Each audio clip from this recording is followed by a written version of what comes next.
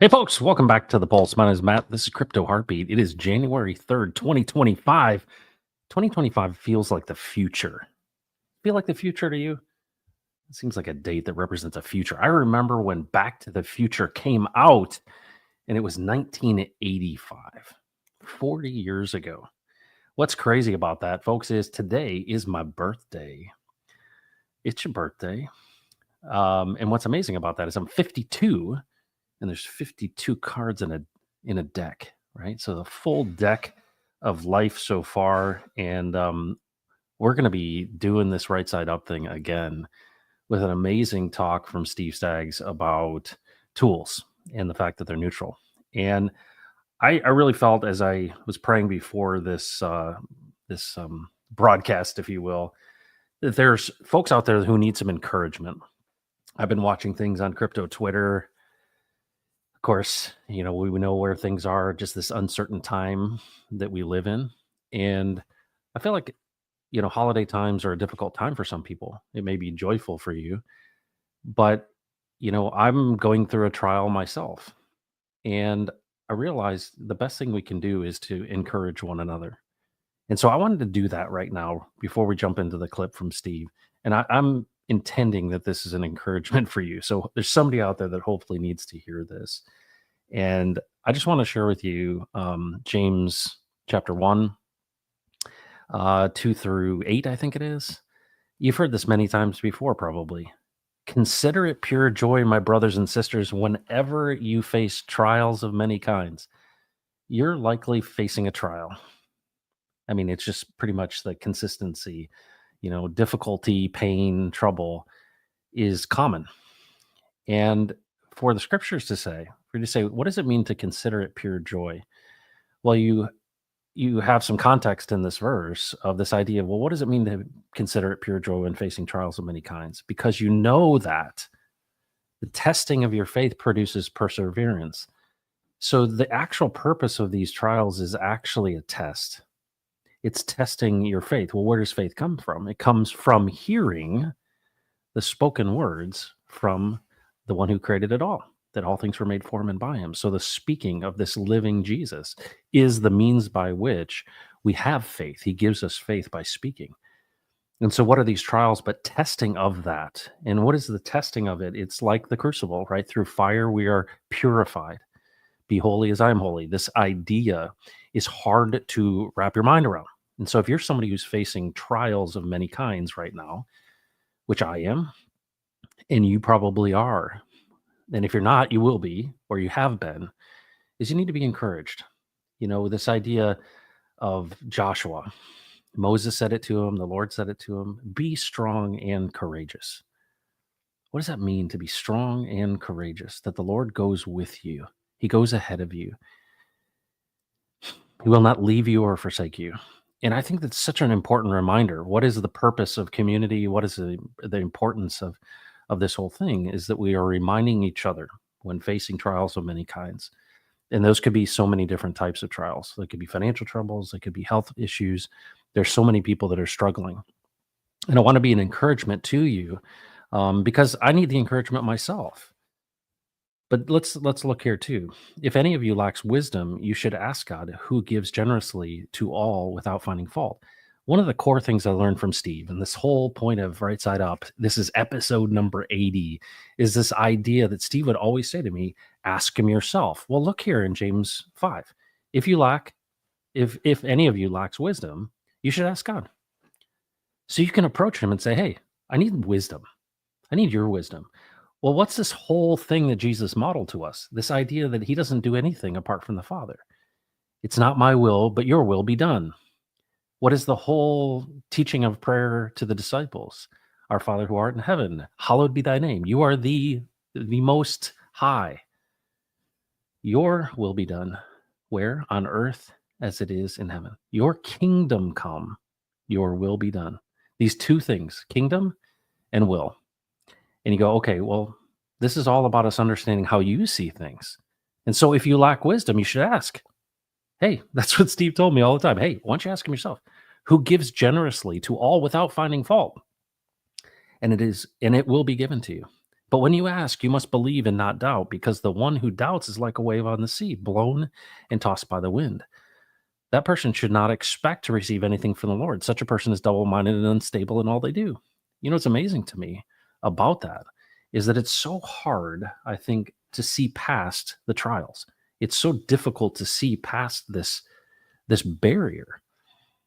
And it's like, well, what is this whole purpose of this? Well, we're faced and tested by it so that we are literally saying, all right, rather than me looking up, right, I'm going to sit with you and understand your perspective, because so many of us know this, that we get covered up by these trials, we get covered up by this pain, we get covered up by this fear, and we're like, what is the way through this? Well, no temptation has seized you except what is common to man, and God is faithful, he will give you a way out. Well, these things are known, and the beauty of Jesus coming and literally modeling the way for us is that he dealt with these same things, and he showed us the way in which we should engage, right? That we literally can go to him and say, hey, this, I see this, it looks like all is lost. No, it's not falling apart, it's falling in place, right? It's an amazing thing. But there's this with concept that is so significant in the context of life, is that we think this is all there is, right? That, well, when the lights are out, it's over. No, there's so much more to this story, and the preparation and the filter that this life is one that is testing. It's one that is refining.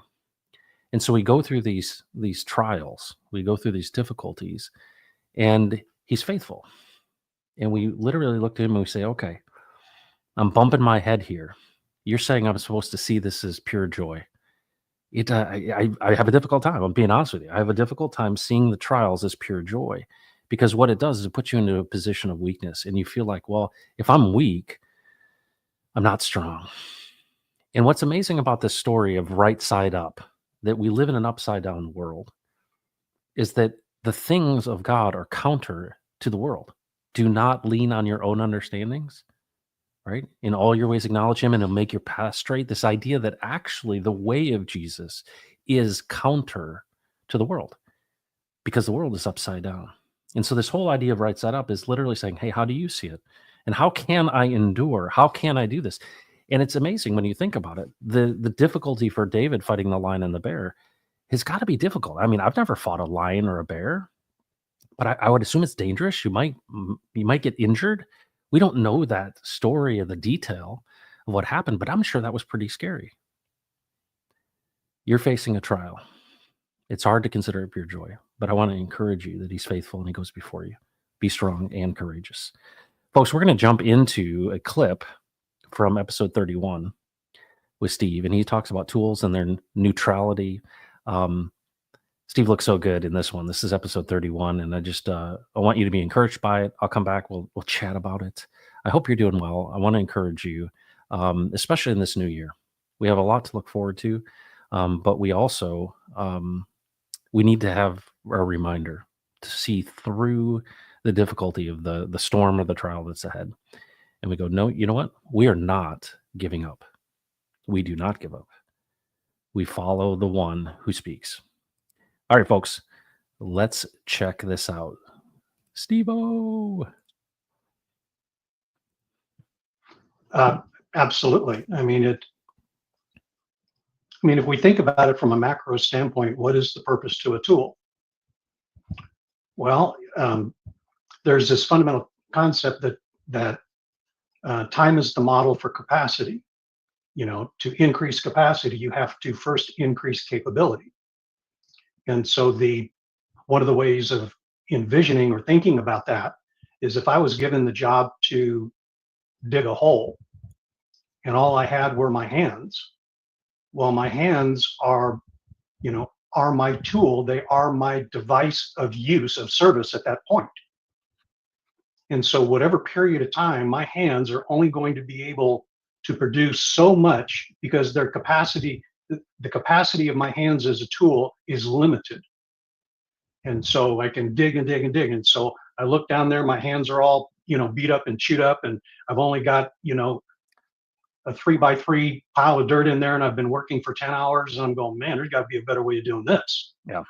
Tools, As hands, I appreciate you as my tools of service, but there's a better way of doing this. So now I've got to increase my capability. And so what is a way to increase my capability? If I say, hey, at this rate, at a 3x3 pile, I'll be here for 25 years to get the job done. So what is it that I can do to, to increase my capacity? Oh, I got to increase first my capability. Let's do this. Oh, let's see, how do I do that? What are some of the ways I could do that? The guy says, oh, I know what to do with that. So he says, I'm going to build another kind of tool. I'm going to call it a shovel. And now when I use that shovel, not only am I limited to, not only can I use my hands in a different level that increases my capability to increase capacity, but now I can also use my feet and my legs. Well, that all works great as long as, in the use of, toward achieving the mission. Now, if I am dedicated to achieving the mission and to achieve also the purpose of the mission, which is good, I can also then take that tool, whether it be my hands or that shovel, and I can turn it for evil. Well, how can I do that? Well, I can start holding people hostage to the use of the tool. I can use the tool as a way to extract from others what is precious and needful for them so that I can have it. I can take that tool and I can bash it over somebody's head because they're not complying to my requirements. The tool doesn't care in the sense of the use of the tool. It is simply a mechanism of service. The hands, the feet, everything, the body that's in motion is a mechanism, is a tool of service that is then using the tool of service, called a shovel in this instance, to then convert it from something of good that adds value to the human family to something that then is used as a weapon to extract from the human family the things that are valuable to them. Now, what is it that creates that change? Is it the tool? Nope. No, it's the one using the tool. Right. And the one using the tool is motivated by utilizing, our word is animating the tool to accomplish a selfish purpose and intention that exploits other for the purpose of benefiting me. Yep. Well, the tool is innocent in the matter. Okay? It's either going to be an instrument of service that provides benefit and blessing, or it's going to be an instrument of service that's going to provide exploitation and, man, just, I don't know any other word, but evil. Yeah. See? And it all depends on the one using it. Yep. Well, and that's the theme. It goes everywhere. It does. And that is such a big idea that I don't know if everyone has related to. And it seems so, you made it so simple, right? So you've used the term, a gun sitting on a table would sit there forever. And now you're talking about a shovel. And I think it's really good to start at a very, very understandable base layer. You're like, your hands you could dig, but here's a shovel. Well, what is a shovel but a lever? And if you think about it, it has a bend in it for a reason. Yeah. And we can leverage ourselves, our weight. But you're right. If you keep it that simple and say, I could hit someone over the head with this, and I could use it as a weapon. I'm going to use it as a means of tilling the soil to bring, value. And so let's talk about the big rocks of all of this, because we're talking about tools of AI. The secondary piece of this too is we talk a lot over the last 30 episodes about the nature and character of how you animate. Yeah. So one of the things, it's like, okay, I see this kind of good and evil thing, but then also I have this kind of separate thing, which I would consider to be self, right? So I'm going to give an illustration. I want you to dissect these and help me with this. Okay. There's people in crypto who are influencers, and they use the tool of streaming and making videos on YouTube, and they have somebody that pays them, right? But they don't tell their audience that they're getting paid. And they show something because they're getting paid, but they present it as if it's something that they're shilling it, and it's really a manipulation, right? So rather than hitting you over the head with a weapon, they're withholding information and manipulating essentially those that are viewing, right? So taking advantage of people by, convincing them to do something. And it doesn't have integrity. It's not true. And it's not always the case, but there's a lot of this that's going on. It's easy for me to see, Steve, like shooting the gun at someone, right? And or digging a hole, or using a shovel as a weapon. I get that difference, right? Yeah. But there's a lot of kind of gray area in the middle too, which is, I'm not actually, killing you with this, but my intent is not pure. Yeah. So if, for example, there's kind of, let's say, on this extreme end, there's those who have aligned themselves with evil forces, literally, right? Literally, like, sold their soul to the devil and are accomplishing and doing his will and listening to him. And then you got the opposite end of the spectrum of people listening to Jesus and saying, "Hey, I want to animate this tool in your nature and character." And then there's kind of this person that's in the middle who is self. Yeah. I feel like they're just like, "Hey, I'm just trying to make it here. I'm not real considerate of other people, and I'll do whatever I can do." And it's not like this conscious thing, like the devil made me do it. It's more of like, no, this is the way things to do. I got to get mine. Yeah. Help me dissect the distance between those and how to see those. And maybe they're not three things, but they seem like there's a gradient. So go. Welcome to our telephone conversations, folks. Go, Steve. Dance, monkey. Yeah, right. Well, in the caricature of the rocks, okay, let's keep it at a rock level, okay.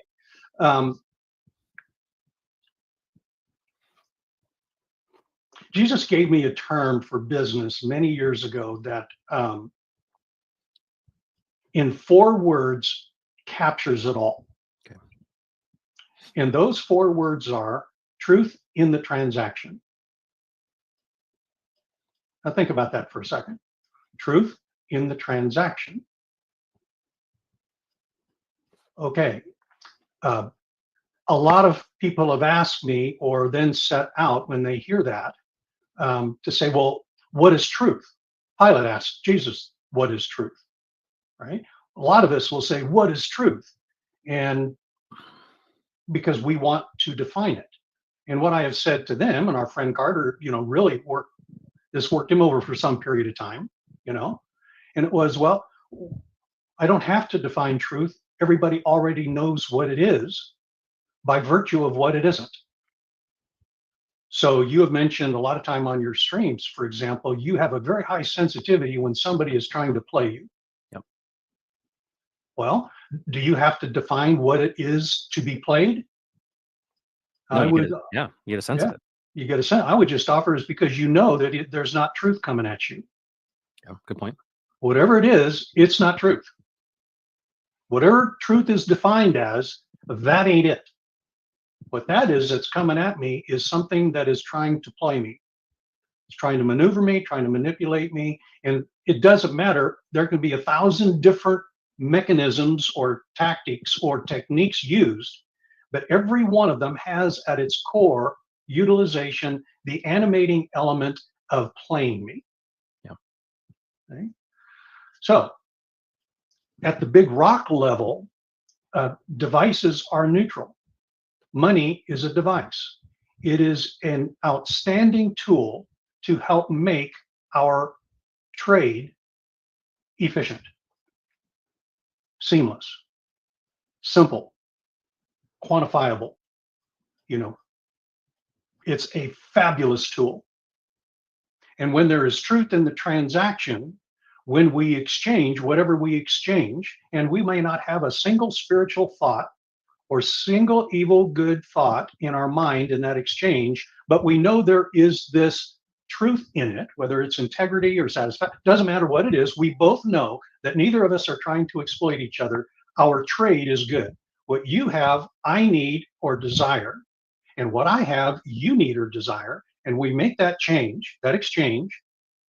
One of the elements that makes that efficient and easy is this thing called money.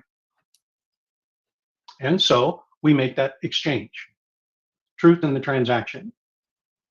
I'm not exploiting you. You're not exploiting me.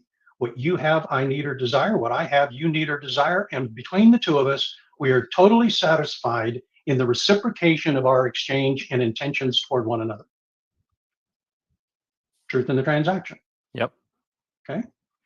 Well, you don't have to have a spiritual context to understand that. Right. You don't have to know a single thing, whether, what the devil is doing or what Jesus is doing or what the man in the moon is doing. You as an individual recognize that, and your senses are keen to it. Yeah. Okay. Money is neutral, but takes the form of the person who owns it. Yeah. That's exactly right. That's it. So now let's go to your example of the person who is promoting something, and I'm going to use different words to make sure I've got what you're saying. They're promoting something as useful and valuable and something that people need when they no more believe that in the man on the moon. The only thing they're really interested is the extraction of money that is gained as a result of promoting that good or service. They will say it's good, but they don't believe it's good. They will say it's necessary and important, but they don't believe it's necessary and important. But what are they doing? There's not truth in the transaction. And it's the issue is not whether the good or service actually has value. It is the animating force behind the promotion of that good or service. And so then you have to make the decision, is that the kind of person I want to do business with? Because I have no sense of truth in this transaction. They're just playing me, using your words. Days gone by, I used to talk to, to sales groups and marketing groups, and they would want to know all of these, they were technique driven. And you and your audience ought to know by now that techniques to me are just tools. Yeah. They're devices, they're neutral. What I'm always interested in is the animating force that's behind it. And so I would say to them, by way of example, which now coming full circle to your illustration, if you want to sell, first serve. Yeah. Serve to sell. Mm-hmm. If you serve in your selling, they will come back and demand from you to sell them more. Just serve them in your selling. Yeah. Well, and it speaks to authenticity. Yep. And it's interesting. I was watching this conflict on display. I was watching an interview from after, I think it was in 46, 47, something like that. And it was Oppenheimer reflecting upon what he had. You could tell a very troubled man who, went along with this program. I mean, it took a long time for the Manhattan Project to get up and running, and what they did in New Mexico, and how people, enriching uranium across the country, and, all of the things that had to come together. Of course, there's a big movie made about it recently. But this ultimate, tool, right? This ultimate thing that had, such devastating force, and how people can be convinced to do something that takes great, great lengths and justify it. Right. Yeah. And that was, I think, the challenge, is to say, it's hard to know what would things look like if they had not dropped the bomb or hadn't built the bomb. And it's really, I think it's really fascinating, because in some respects you could look at AI, and the way we see it right now, it's just a tool. And there's so many things that correlate to the spiritual side of things when you start thinking about the potential implications of AI. Yeah. And I think that that's something that we ought to kind of throw out onto the table as for consideration. Sure. What I'm stunned with is how, when we create, we can't help but create within the framework of God's creation. And we find that we're mimicking the things that he did, because we work on the framework, right? I've talked to you before about how in games and in game design, you don't render the inside of trees, you render the outside of trees. Yeah. And what's interesting is, in the quantum world, what's bizarre is, it's like, well, we have this thing called superposition, and it doesn't become the state that it is until it's observed. And it's interesting that consciousness and who we are matters in the partnership between the creation and what is rendered, right? Yeah. Because their waveform collapses when we are actually observing it. And it's interesting that I think more and more people are examining this idea that what is the relationship between us and consciousness, which is unique from the animals, and it kind of determines the rendering, if you will, of the object, right? This in people, I would say, non-spiritual people would say, it's kind of manifesting your future, right? Creating your own future. But then if you look at AI, it's funny to me that, we have these stories before the flood of the Tower of Babel, and we see this, becoming gods. And then here we are once again, essentially getting to the point where we've got this transhumanist group of people who are really into AI, thinking, okay, we can live forever, we can overcome death, and the fear of that, and that we're going to become gods ourselves. And really, I think the challenge between kind of general intelligence and super intelligence is the sentient, this idea that, well, it's going to become its own thing. It's going to, or at least give the illusion of its own thing, meaning that it's actually aware. And what I'm fascinated by is, I read the book from the 1930s called Think and Grow Rich by Napoleon Hill. And it's one of the first kind of self-help books of that era. And what's interesting is they talk about infinite intelligence. That's how he talks about God in that book. And he intentionally uses that rather than God. And I think partly to be appealing to a wider audience. And he talks about this idea that there is there is this interface. There's this one that you can talk to that knows everything, and that you could actually talk to this one person and have access not just to all of infinite intelligence, but the kind of intelligence that's necessary for you to accomplish the mission that you were created for. Yeah. And of course, that's what the last 31 episodes have been about. And it's interesting that what people that are in the kind of transhumanist world, they're trying to build a digital God. But Yeah. what's funny about it is it reflects the very nature of the actual God. Yeah. That they would have an interface, that they would have a friend that they would be able to chat with, that they would be able to interact with and talk to, who would give them information that is infinite. And the irony of it is so like not lost on me. But to think that, what's your take on that? That here we just can't help it. No matter who you are, you can't get away from the fact that you're trying to recreate what already exists. Yeah, what a fun question. I mean, we could take up the rest of the episode on that question because it has so many tentacles that both flow into it and exit out of it. Okay, let's just take the concept of transhumanism, living for forever, et cetera, et cetera.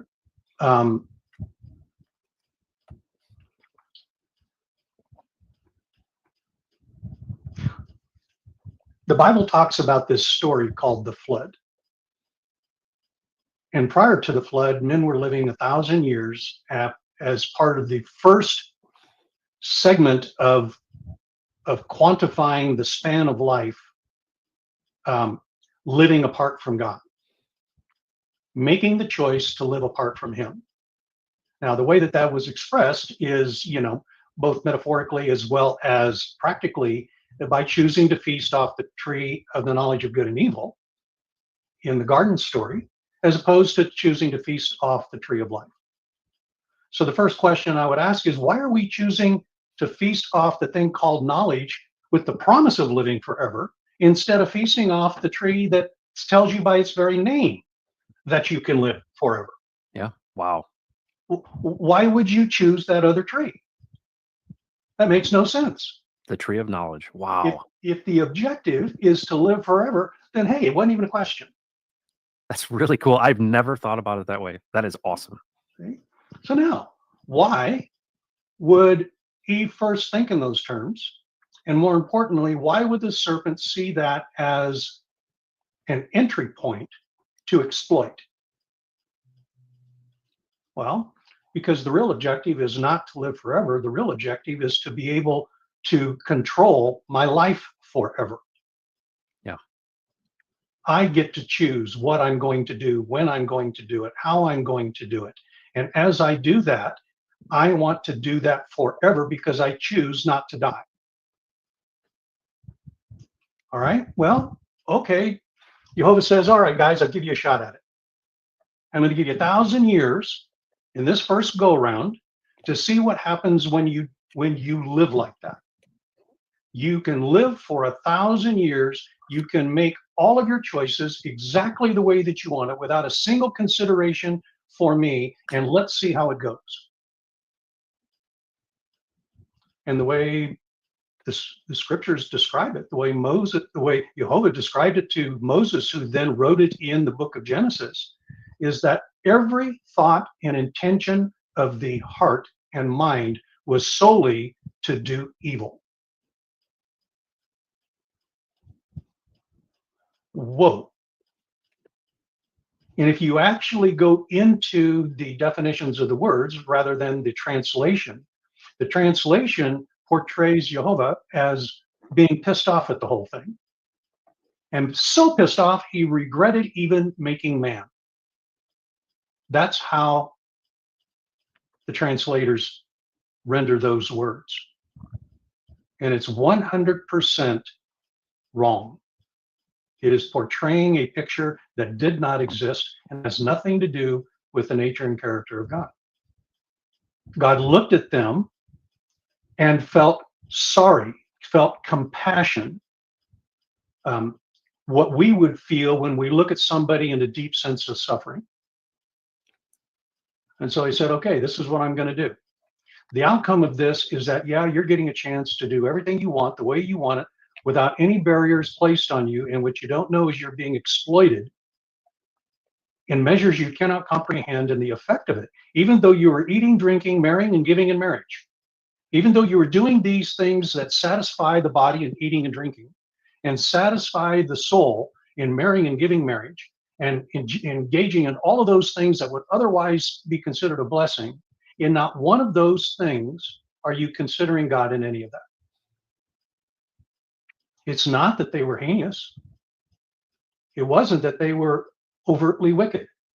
It just that it had nothing of the life of God in it. They were not feasting on the tree of life.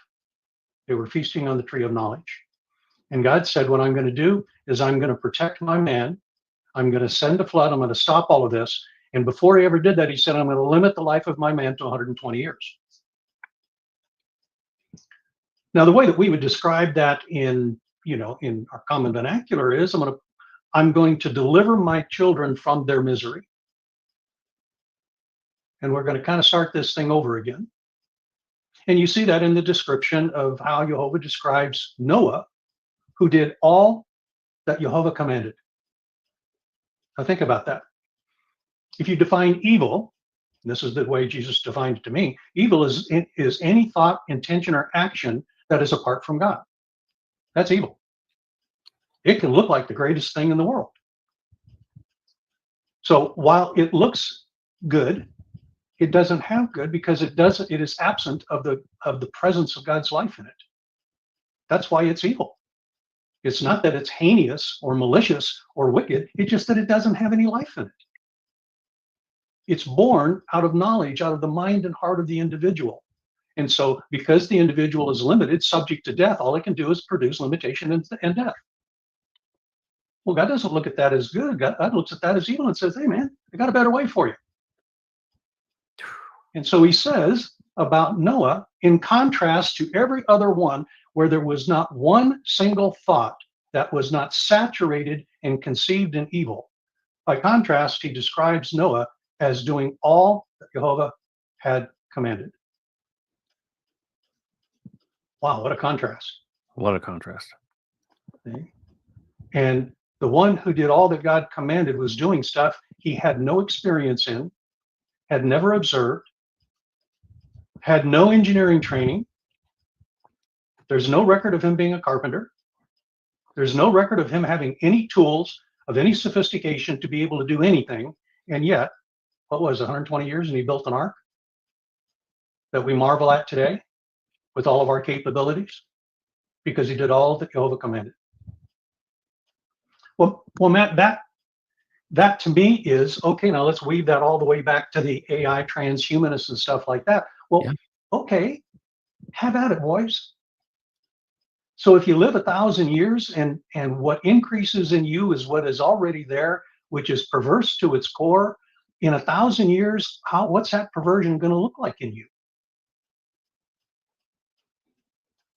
I want no part of that. Mm. God, give me my 120 years and let's call it good. Yeah. Wow. Okay. There's so much in that. So that's the big rock.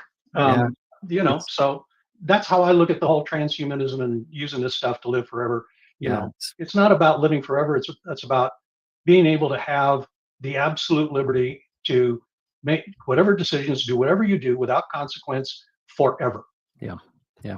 And all you're going to end up doing is producing misery for you and everybody around you, even though you're eating, drinking, and marrying, giving in marriage. Yeah. Yeah. It's an illusion. You know what's amazing? Steve, folks, that is unbelievable. It's amazing to hear these things multiple times and you just capture new things from it. I don't know if you were encouraged like I was. Wow. Amazing. That's from episode 31. There's a link in the description if you want to continue that. This is episode 80. Steve was alive for 37 of them and we've continued since then. But every time I do this, I'm blessed. I'm blessed because it's a reminder, right? And to have someone who spent 40 plus years of his life literally walking and talking with Jesus, literally, that's, you think about this, what's the result? What's the benefit? He took him seriously. He literally said, all right, how do you see this? And I think it's illustrated so well in that story of Noah, that Noah did what the Lord had commanded him to do versus the opposite of that, right? The people of that age. And it's amazing when you simplify it that way, right? That we're in this we're in this kind of, creation experience here, and we're told the lie that this is all there is. And it's amazing that there is one who's given us this choice, but then went to extreme lengths. You think about the man, the God, the person of Jesus coming, after all of this, right? The law, the ark, all of the things that happened, pillar of smoke and fire, water from a rock, manna, all of the things, parting the Red Sea, crossing the Jordan, land flowing with milk and honey, winning, you know, battles, all of these things. And we forget, and we keep on forgetting. And it's like, well, it's the same story that's being told. And that there would be literally the Son of God would come and tell even more stories that tell the same story. And this idea that we would be feasting off of the tree of knowledge, well, that's about self, that's about us, right? And what's amazing about this is, I think a lot of people think of it, in a religious context. And one of the things that I think was so refreshing with Steve and the time I spent with him on camera and off camera was this idea.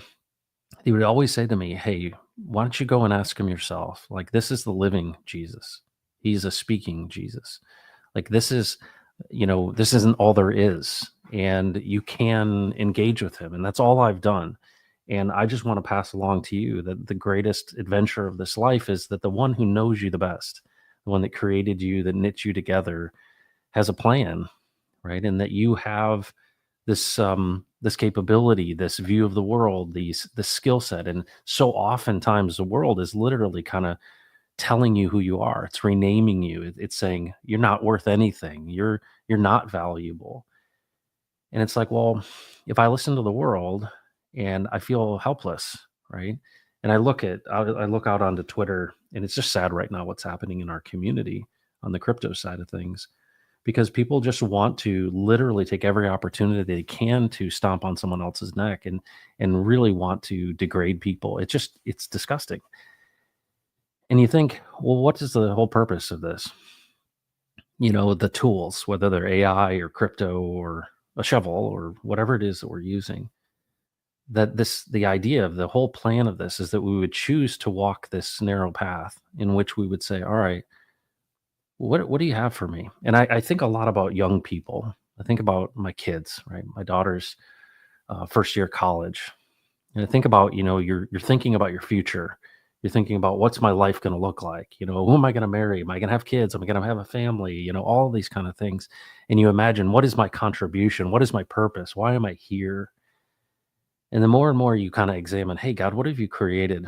What cards have you dealt me here? And there's a wide variety. But when Steve said, hey, your hands can dig and your feet can move, and they're these tools, but they're animated by a certain nature and character. Well, understanding the nature and character of God, what is this idea of feeding off of the tree of life? What does it actually mean? Is that we're literally doing something in collaboration. We're partnering with God. That a lot of people see God as one who is an authoritarian, who's telling you what to do in the sense of, ruling with an iron fist. And what is so clear from the scriptures, so it's so clear from just my own engagement with a living and speaking Jesus, is the fact that no, he's a loving father. He's a shepherd. We recognize his voice. He's out front. He goes with us. Be strong, courageous, right? Like, we're doing this together. And the whole idea is that we would walk with him. And of course, the illustration of, amazingly, of Noah saying, hey, Noah did what the Lord God had told him to do. Well, that's a partnership, right? If he didn't have the skills, he didn't have the tools, didn't have the resources, but the Lord provided those things. And it's hard to imagine, because we think of that as some historic story about some guy that we can't relate to who lived 365 years. And it's like, well, hang on. There's that same thing is happening today. And that's literally, when you see all of the scriptures in context of that, you're like, oh yeah, this is like the same story being told over and over again. That there's this God that you have this illusion that you're alone. You have this illusion, and people tell you that you have no value or no purpose, or you just got to get yours. And what ends up happening is people use the tools to get theirs at your expense. And nothing is more clearly illustrating this than the rug pull in crypto. I'm going to put something together and entice you, and then I'm going to literally steal from you. And that's this whole idea. I know that you desire, because you're greedy, to have some really, really amazing gain, right? And we see this with Pump Fund. We see this with Solana and a lot of the meme coins. We see this on Pulse Chain. Is that somebody will put something up and promote something with their intent is not truth in the transaction. They're not considering you, they're considering themselves. How do I manipulate you? How do I get you to a point where you give me what I want and then I take it from you? And so, one of the big challenges that I've faced over the last year or so is really rethinking this idea of what is the tool of crypto. And you guys know I'm a fan of Richard Hart in some respects because of the fact that he's concerned not just about you being rich, which is really honestly it's bait. It's not money doesn't create peace in your life, but it is a necessary tool for things to operate. Right, it needs to flow. And of course, the fundamentals of DeFi, I think, are incredibly strong because we've reduced or eliminated the middleman. The counterparty is out. So that's interesting. That's a good attribute of the tool.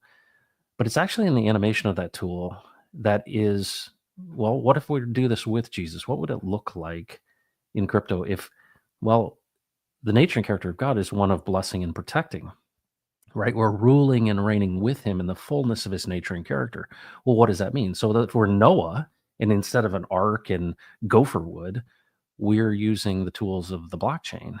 Well, what is the nature and character? Well, it has to be in thoughtful consideration of others, because if you're just using it to get yours, you're just perpetuating the evil, which is the lack of truth in the transaction. I'm manipulating you to get something.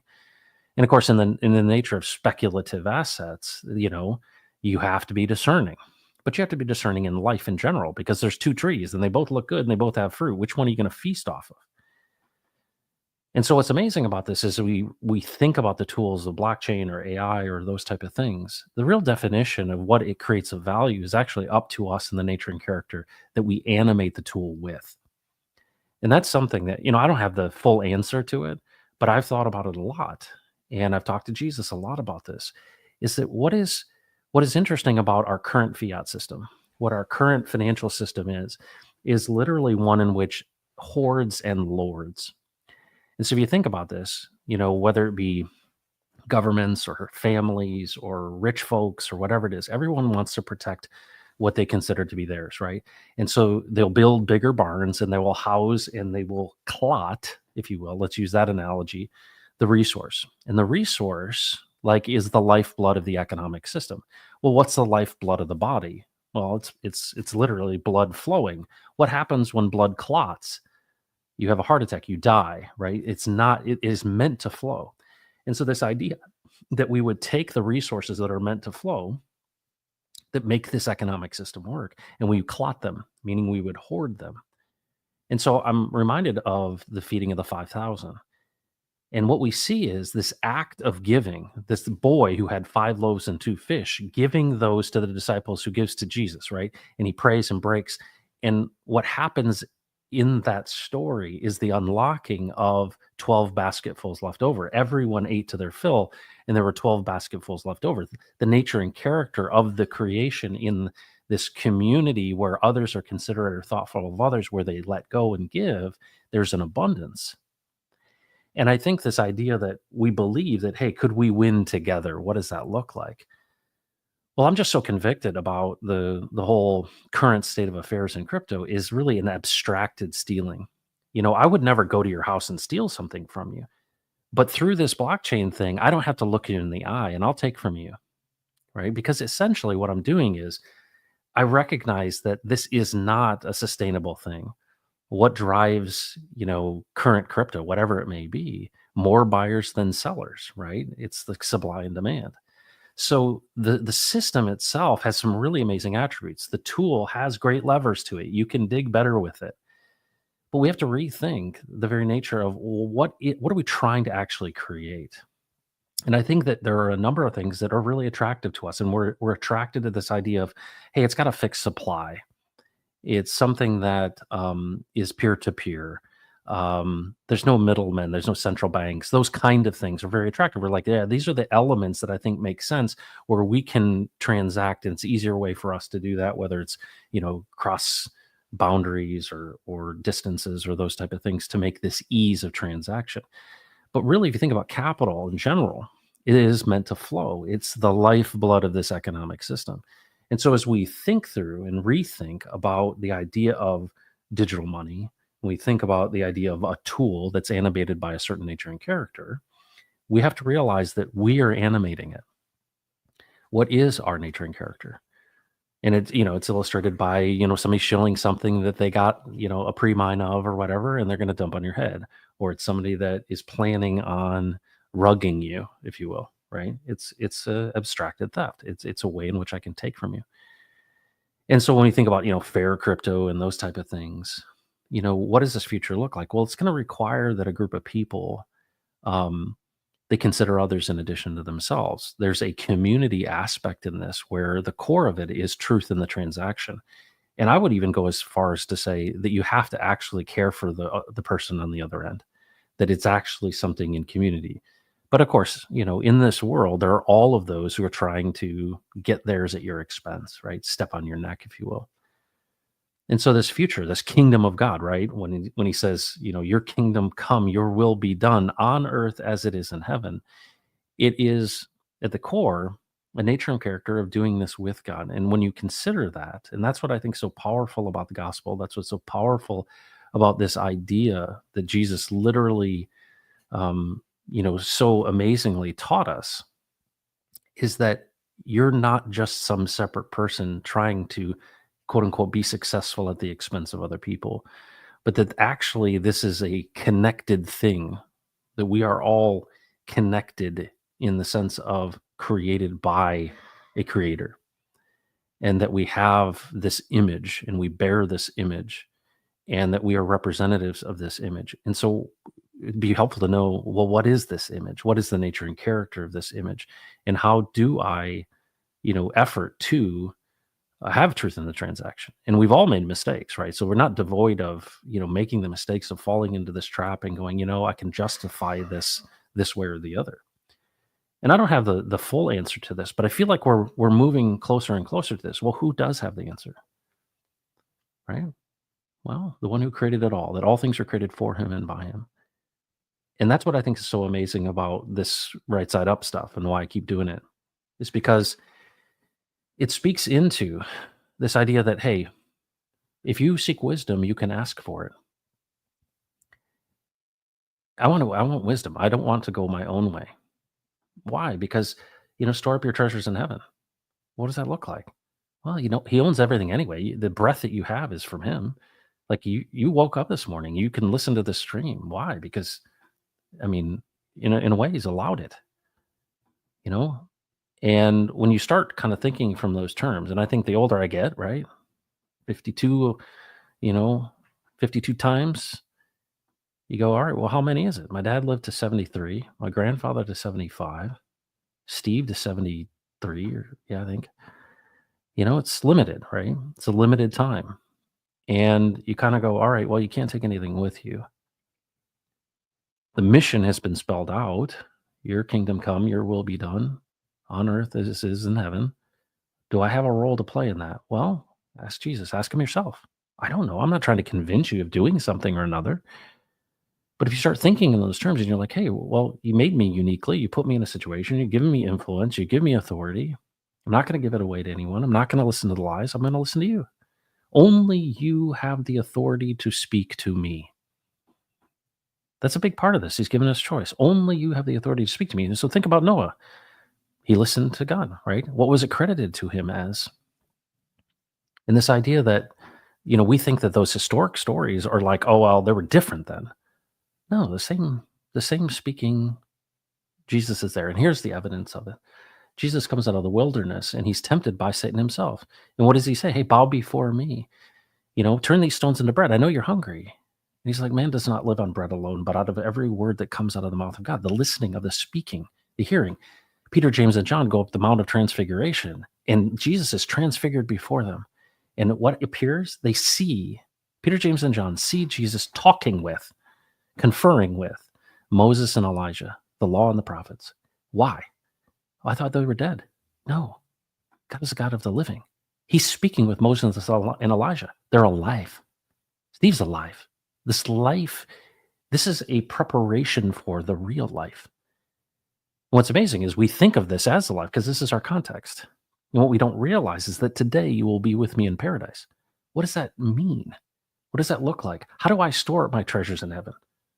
What does that really look like? What does it actually benefit me? Because the ways of the world are not the ways of God, right? Do not lean on your own understandings. Do not conform any longer to the patterns of this world, but be transformed by the renewing of your mind. Well, what is the renewing of your mind? So that you can test and approve what God's will is, his good, pleasing, and perfect will. Well, how do you figure that out? You have to ask him. I can't tell you what it is, but a lot of people in Christendom want to tell you what it is. No, the whole thing is come to Jesus. That's the whole story. Come to the living, the speaking, not the dead hanging on a cross, Jesus. Not the one that was historical figure. No, the one who is living, who's a shepherd, who we recognize his voice, who is out in front, who goes with us, who literally is with us. God with us. We just celebrated Christmas. Emmanuel.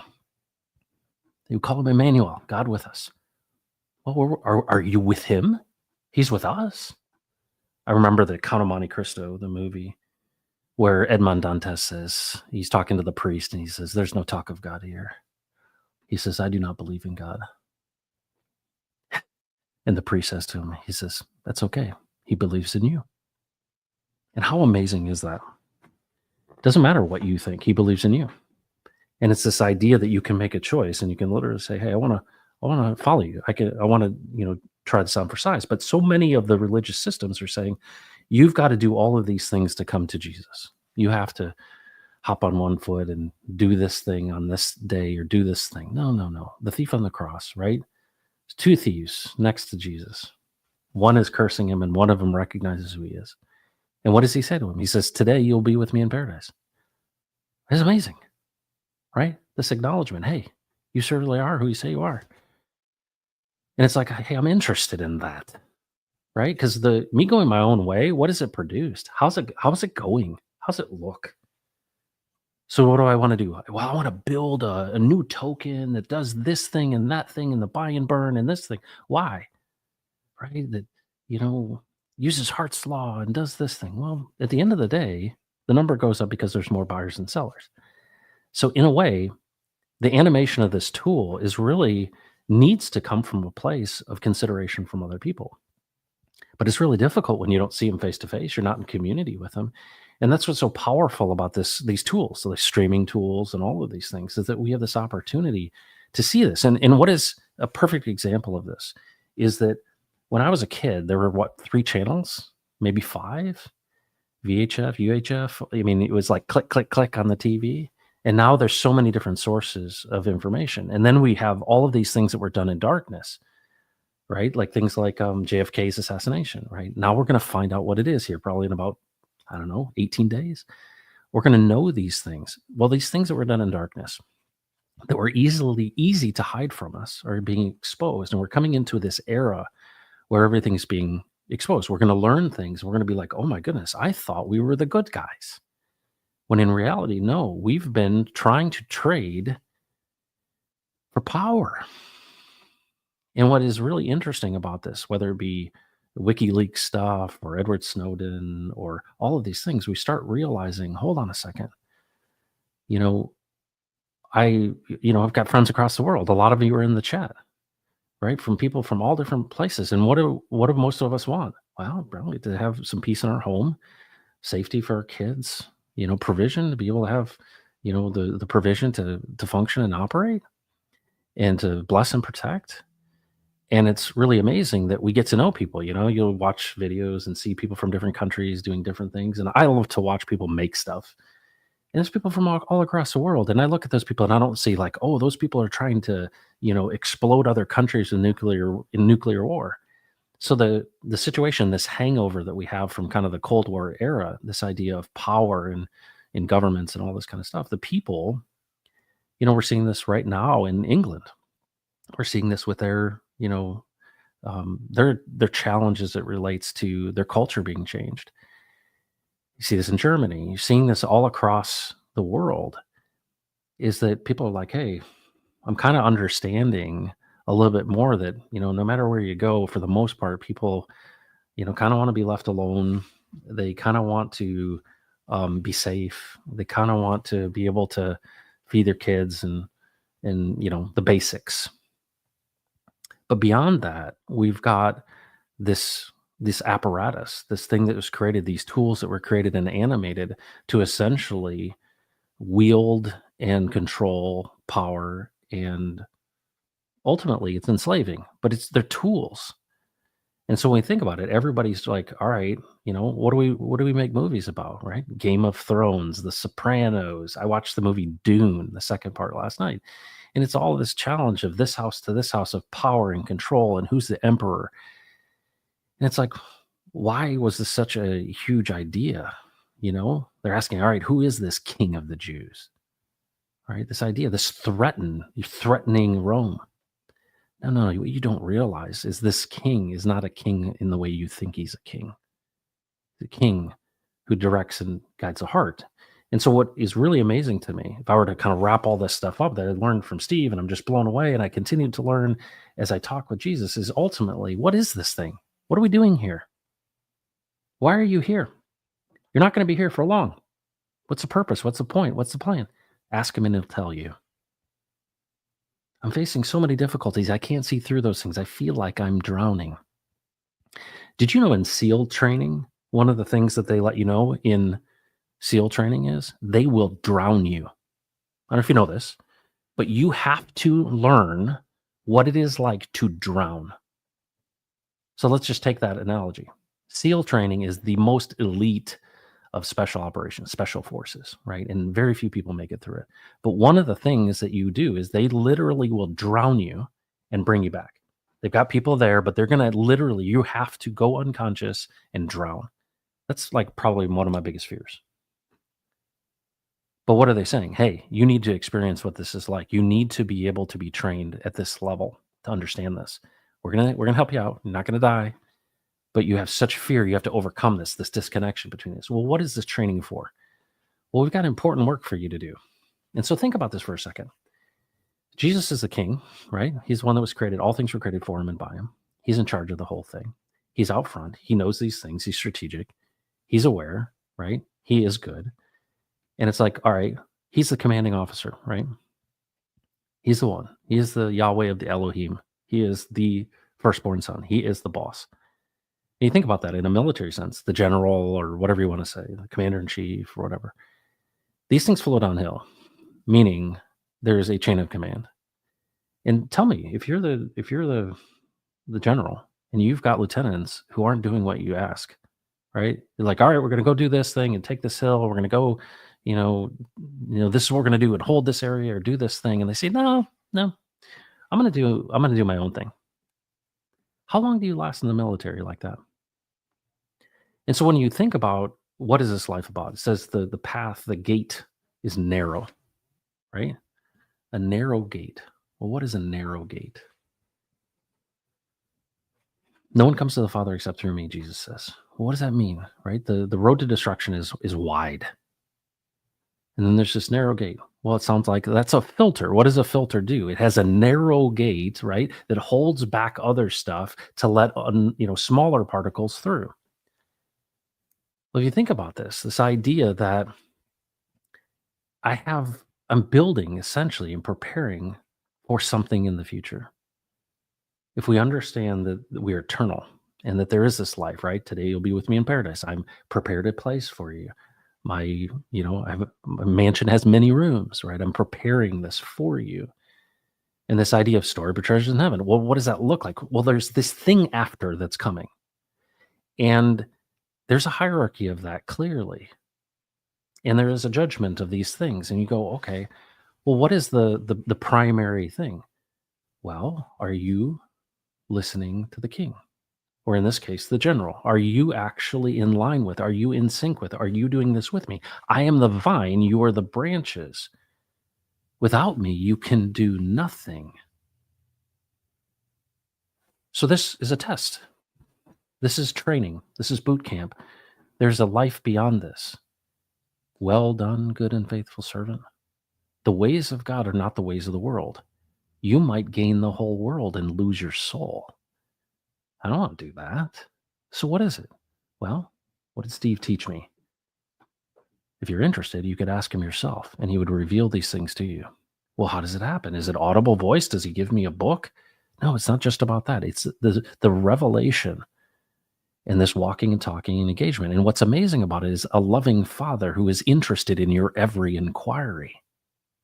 It's hard to remind yourself of that when you're dealing with all kinds of difficulty. You're like, man, this thing is like, I'm drowning. Consider it pure joy when facing trials of many kinds. So you mean I have to learn how to drown? Well, you won't see me unless you do. Whew. Do you mean the wisdom that you have is that you would let me do that? That you would let me drown so that I would see it? You're not going to die. You need to experience this to understand who I am.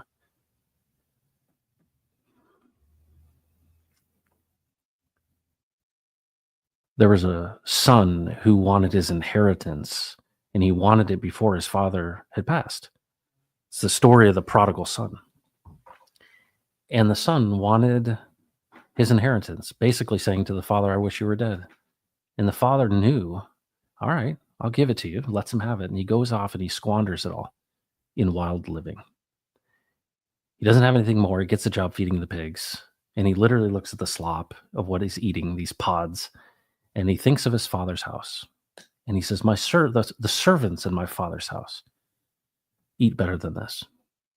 He goes through this whole thing where his father finances his debauchery, knows in advance that this boy, he has to go his own way. He has to see the product of his own evil desires playing itself out. And what does he end up doing? He ends up seeing the father's nature and character. And from far off, he's like, well, if I just return, maybe he'll let me be one of his servants. You can't be one of his servants if you're a son. So what does he do? He walks back, and his father sees him far off, and he runs out to greet him. You imagine what the boy felt like? Oh, man, I literally screwed everything up. I feel that way personally right now. I failed you. I've sinned against you, God, my father, and God. He's like, my son, he was dead, and now he is alive. What does being alive mean in that context? You understand the father's nature and character. You understand the father's house. So what ended up happening is he got a robe. His father kissed his neck. Father gave him a ring, and that ring was a signature of the family. And in order for him to be the one who passed the test, that went through this thing, had to know what it was like to be drowned, to come back, to understand the father's nature and character, was given the signet ring of the family. He's always been a son. But you had to understand what it meant because you're a representative of the king. The father in this scenario has authority, and his ring represents it. It's an impression. It's a signature. It's the signet ring. It is the impression of the father. But you can't wield that ring. You can't have that authority unless you understand his nature and character and you do it with him. So it all goes back to the garden, right?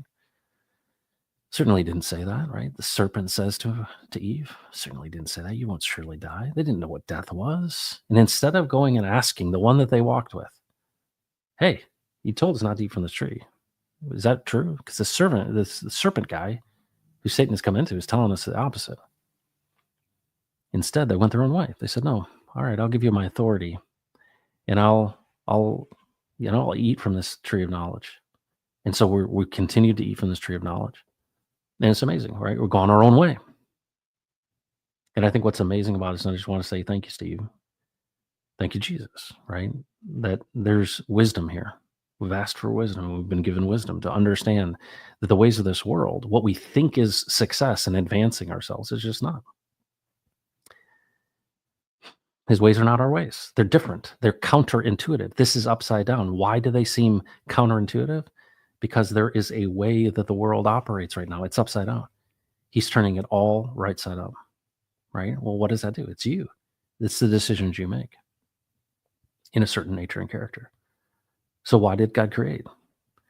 He created his man so that he would rule and reign with him in the fullness of his nature and character. Hey, well, I'd like to know what your nature and character is. And then I want to hold each thought captive so you can say, hey, what do we do next? And one of the things I want to know, Lord, is how do we animate this tool, this crypto? How do we animate this new financial system in a way that actually reflects your nature and character, has truth in the transaction, and is not something that exploits and extracts? It's not abstracted stealing. It's something that actually is blessing, because that's the hope that good people have, is that this is not a scam, that this is not a Ponzi, that this is not a thing, but that it actually could represent 12 basketfuls left over. Folks, Happy New Year to you. We're living in the future. 2025. It's going to be an interesting year. Could be an incredible one. But it really is about the choices that you make and how you see things. And so I just encourage you, if you're interested, ask him yourself. And the peace of God that transcends all understanding will guard your hearts and minds in Christ Jesus. Folks, have a good weekend. Take care of yourself and don't mess with Texas.